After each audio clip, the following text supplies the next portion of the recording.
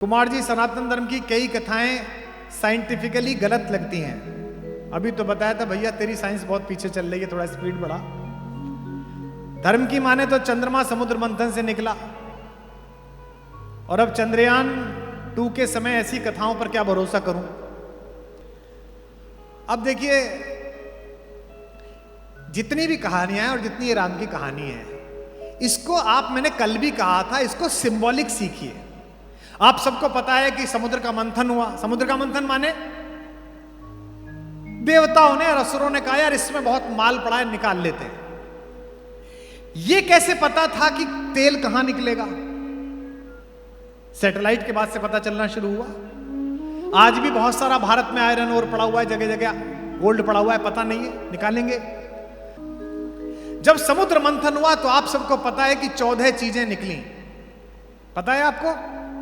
विष, कामधेनु, उच्चैश्रवा नाम का एक घोड़ा, ऐरावत नाम का हाथी जो इंद्र ने ले लिया, कौस्तुभ नामक मणि, कल्प वृक्ष, अप्सरा निकली रंभा, उसके बाद लक्ष्मी निकली, उसके बाद वारुणी यानी कि शराब निकली, फिर चंद्रमा निकला, फिर पारिजात का पेड़ निकला, पांचजन्य नामक एक शंख निकला जो भगवान श्री कृष्ण के पास चला गया, और धन्वंतरी निकले अमृत का कलश लेकर। पता है सबको 14 रत्न निकले।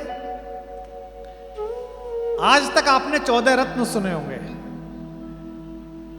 मुझे यह बताइए ऐसे क्यों निकले कि पहले विष निकला फिर कामधेनु निकली?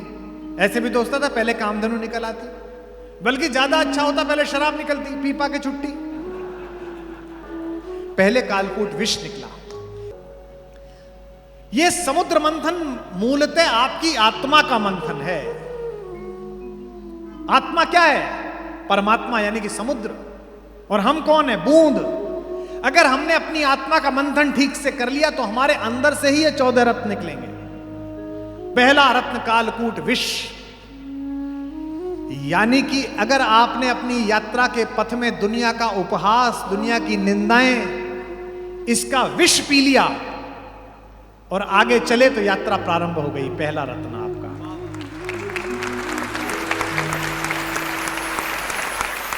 अपयश बहुत परेशान करता है, निंदा बहुत दुखी करती है, और अब सोशल मीडिया के जमाने में तो निंदा और प्रशंसा दोनों बहुत तेजी से फैलती हैं। मेरे को अभ्यास है कि मैं कई बार खुद लिखता हूं, फेसबुक पे कोई लिखना होता है। बंबई जा रहा था, मैंने कुछ लिखा, मेरी आदत है, जो मुझे फॉलो करते हैं वो देखते हैं, मैं लिखने के बाद 3-4 बिंदी लगाता हूं, वाक्य समाप्त नहीं करता, यानी कि कहता हूं आगे बढ़ेगी बात। तो मैंने 5 बिंदी लगाई और उसी मैटर को कॉपी करना चाहा कि इसी मैटर को इंस्टा पे लगा दूंगा। वो गलती क्या हो गई, कॉपी की जगह कट दब गया और कट करके मैंने वो पोस्ट कर दिया। उसी समय वो बच्ची बोली कि सर मोबाइल बंद कर लीजिए, तो मैं चेक भी नहीं कर पाया। अब हालत यह कि 5 बिंदी लगी हुई हैं और पोस्ट हो गई। आपको आश्चर्य होगा, मैं बंबई उतरा तो मैं 10 मिनट तक हंसता रहा। नीचे 2700 कमेंट। यही तो विद्वान आदमी की पहचान है। हा हा हा।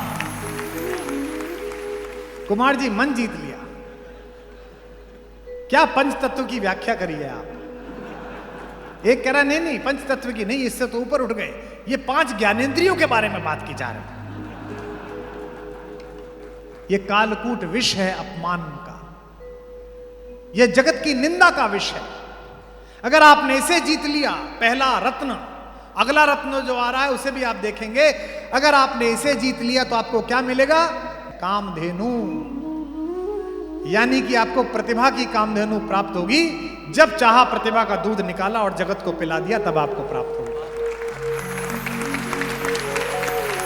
तीसरी चीज क्या हो गई? अब आपको प्रतिभा भी मिल गई।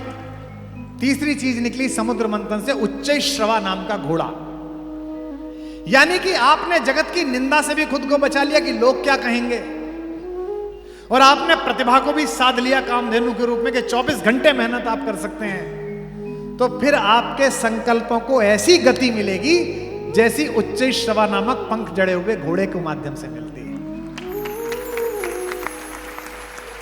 और अगर आपने संकल्पों को गति ले ली तो चौथी चीज क्या निकली थी? ऐरावत हाथी, यानी कि आपकी संघर्षों के ऊपर आपको एक जगह मिल जाएगी कि अब आप ऊपर बैठ गए। हाथी की क्या गति है?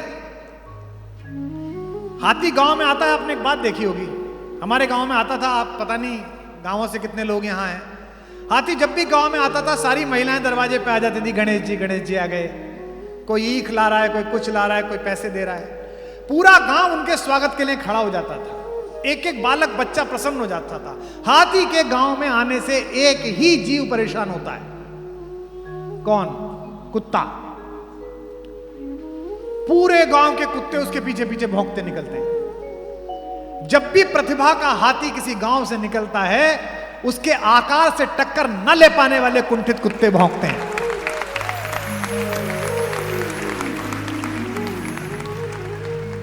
और आश्चर्यजनक बात देखो, ये कुत्ते आगे नहीं भौंकते, ये पीछे भौंकते हैं। इन्हें पता है कि आगे अगर आ गए तो यहीं से उस लोक जाओगे जहां की कामना है।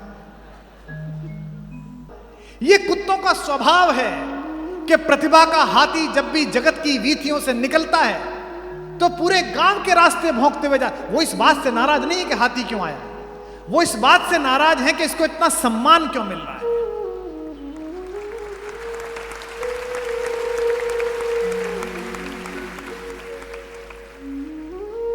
हमको तो लात पड़ती है, जिस दरवाजे जाओ दूर मार डंडा, अरे खाना रखा कुत्ता आ गया जरा डंडा मार देना। और एक ही है, दूसरे वो इस बात के लिए भी भौंकते हैं कि हम इतना भौंक रहे हैं और फिर भी इसकी चाल पर कोई प्रभाव नहीं पड़ रहा है, उसी मस्तानी चाल से जा रहा है। अगर आपके संकल्प को गति मिल गई तो यह हाथी का स्वभाव प्राप्त होगा। जब भी आपकी प्रतिभा के पीछे कुत्ते भौंके तो परेशान मत होना, क्योंकि आज तक किसी भी हाथी को भौंकते भौंकते कुत्ते अपने गांव से बाहर नहीं गए, उसी गांव में रह जाते हैं। उनकी इतनी औकात होती है कि वहीं तक रह जाए, क्योंकि उनकी एक हद है, उनकी सीमा है। कुछ देर तक भौंकेंगे और मुड़ने के बाद एक दूसरे की तरफ देखेंगे, अच्छा भौंका ना, बहुत अच्छा, बहुत सुंदर। और फिर एक दूसरे को प्रशंसा करते हुए आकर फिर उसी जुगाड़ में लग जाएंगे कि आज शाम खाना कहां हो। हाथी अगले गांव में आदर लेने के लिए चला जाएगा। इसीलिए कहते हैं स्वदेशे पूज्यते राजा, विद्वान सर्वत्र पूज्यते। राजा का सम्मान तो अपने देश में होता है, विद्वान का सम्मान हर जगह होता है।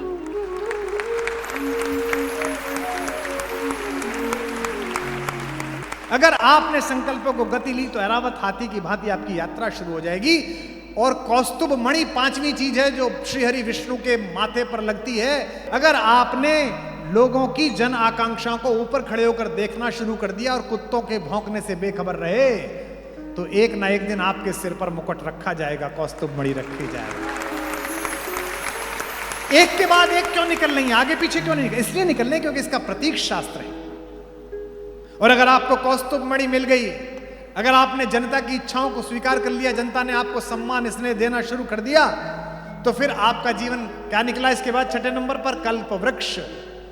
आपका जीवन कल्प वृक्ष जैसा हो जाएगा। आपको कुछ मांगना सोचना नहीं पड़ेगा, आप अच्छा संकल्प सोचोगे और सारे साधन सामने उपस्थित हो जाएंगे, काम अपने आप होता चला जाएगा। जिन लोगों को भी मेरे प्रति शंका ये रहती है कि कैसे बनेगा भारत कुलम, मैं कहता हूं यात्रा चल रही है, अपने आप बनेगा। मुझे नहीं पता कहां से बनेगा, बन जाएगा।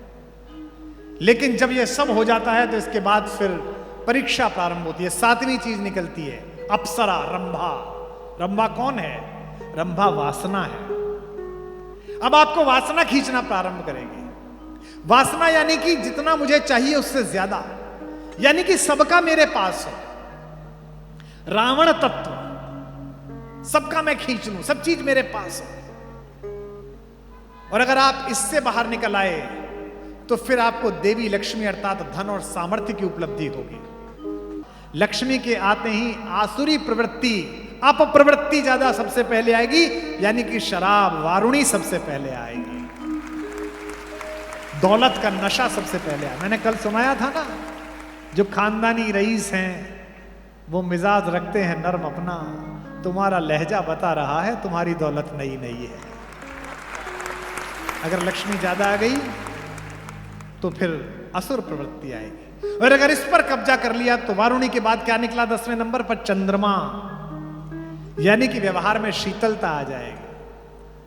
मैंने ऐसे बहुत लोगों को देखा है जिनके पास अपरिमित धन है, अपरिमित धन है, हिसाब नहीं है, लेकिन ऐसी बालकों जैसी शीतलता है उनके अंदर। और अगर शीतलता आ गई तो इसके बाद क्या निकलेगा? प्राजक्ता, पारिजात। यानी कि आपके कर्मों की खुशबू सब तरफ फैलनी शुरू हो जाएगी।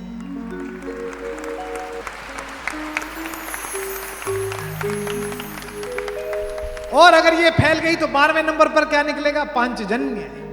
यानी कि उद्घोष, पूरे विश्व में आपकी कीर्ति फैल जाएगी कि क्या अद्भुत आदमी है। और इसके बाद निकलेंगे धन्वंतरी, अमृत को लेकर। यानी कि एक समय ऐसा आएगा कि आप अपनी इच्छाओं से ऊपर उठ जाएंगे और आपकी आत्मा में, आपके शरीर में, आपकी जिह्वा में, आपके धन में ऐसा अमृत तत्व होगा कि जो दुखी आपके दरवाजे पे आए, आपके पास आए, उसका उपचार हो जाए, उसका जीवन सफल हो जाए। ये 14 रत्न। पर समस्या यह है कि तुम अपने धर्म ग्रंथों को पढ़ नहीं रहे हो, तुम अपने बुजुर्गों के पास बैठ नहीं रहे हो, तुम अपने व्याख्याकारों में आस्था नहीं रख रहे हो। और फिर कहते हो ये प्रश्न मुझे देकर कि मैं कैसे भरोसा करूं कि चंद्रयान ऊपर पहुंचे। हमारी हालत बताए कैसी है तुम्हारी, हमारी।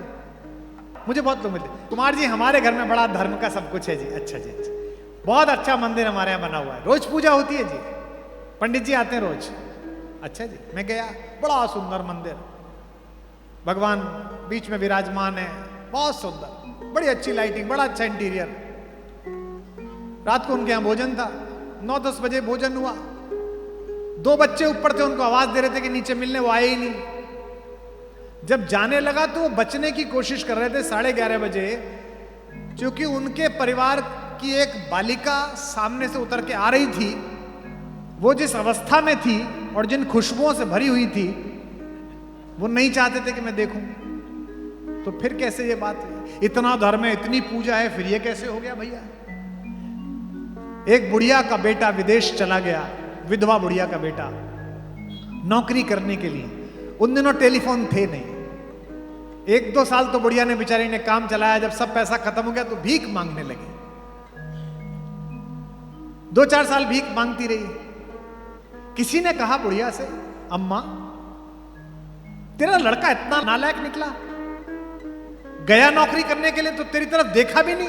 नहीं भैया ऐसा नहीं है, चिट्ठी भेज देता है। बोले पैसे नहीं भेजता? बोले ना चिट्ठी भेजा, कुछ रंगीन से कागज भेज दे, मैं तो उन्हें सजा के रख लूंगी, बच्चे ने रखी है। बोले क्या कागज है? अंदर गए, जाके देखा तो ड्राफ्ट लटके हुए थे 10-10 हजार रुपए के। भीख मांग रही थी, लेकिन ड्राफ्ट होता है ये पता ही नहीं था कि इसी से धन निकलता है। इस देश के सनातनियों, तुम्हारे घर में करोड़ों के ड्राफ्ट रखे हुए हैं धर्म ग्रंथों के रूप में, और तुम भीख मांग रहे हो।